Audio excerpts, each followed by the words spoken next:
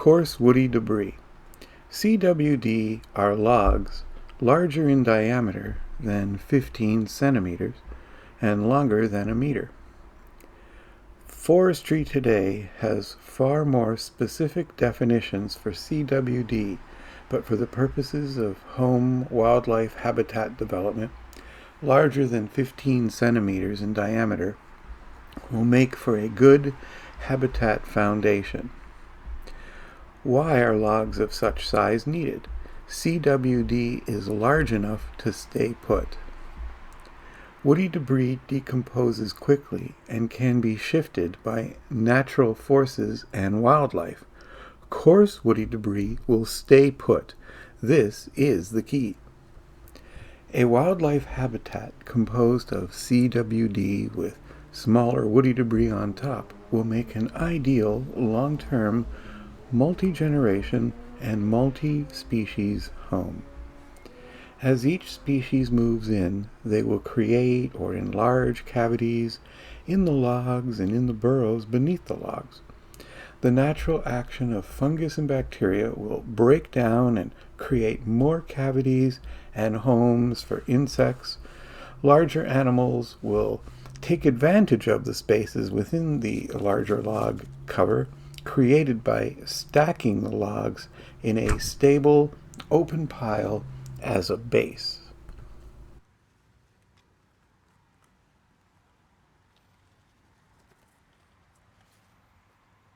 CWD-sized logs need to be handled with care. Get some help as I did. Use the proper gloves and large log handling gear.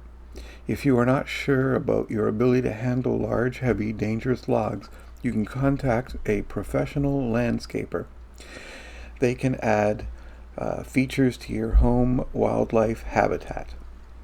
I don't want anybody to hurt themselves, so be careful and heed my warning. Carefully place a CWD log on the ground. Dump composted manure on both sides of the log, enough so the log does not roll.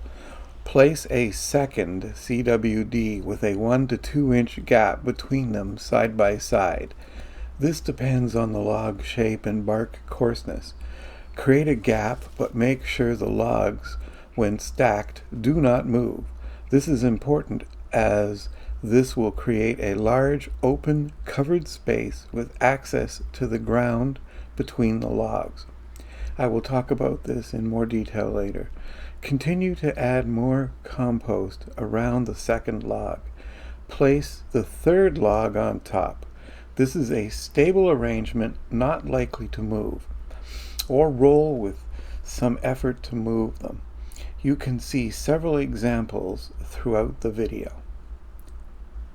I drilled holes of various sizes all the way through smaller logs or halfway through large logs with large holes. I used a 5/16 inch for any ground bees or other insects. Larger holes up to 1 inch for anything larger.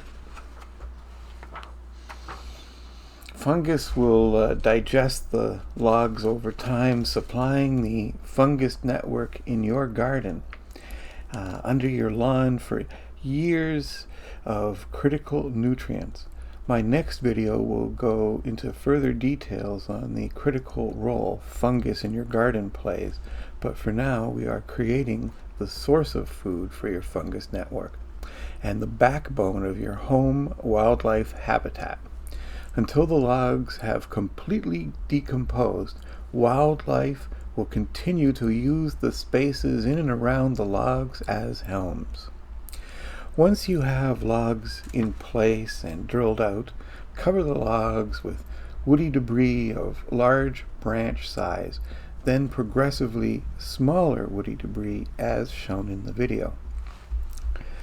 I use green wood and fresh cuttings, improving the covering throughout the year as I prune. All woody cuttings go on the garden as mulch cover and on the logs. Over time, the entire growing area is covered in a layer of large and small branches. I use single logs drilled out for mason bees within 25 feet of the house.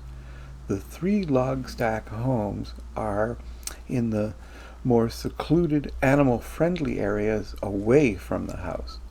The larger animals do not want to be near you, so do not waste your material trying to get them closer. The single logs are part of the fungus network and the insect homes rather than any animal homes. Later I will discuss any concerns.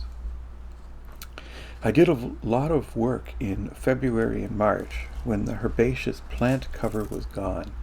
This allowed me the opportunity to get to areas that would be in summer overgrown with native plants in a permaculture environment.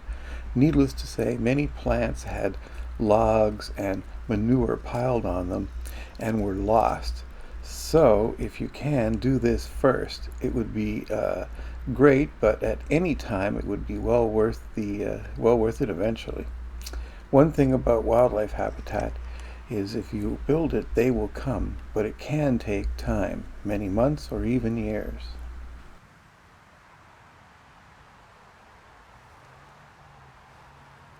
I hope you found the video useful.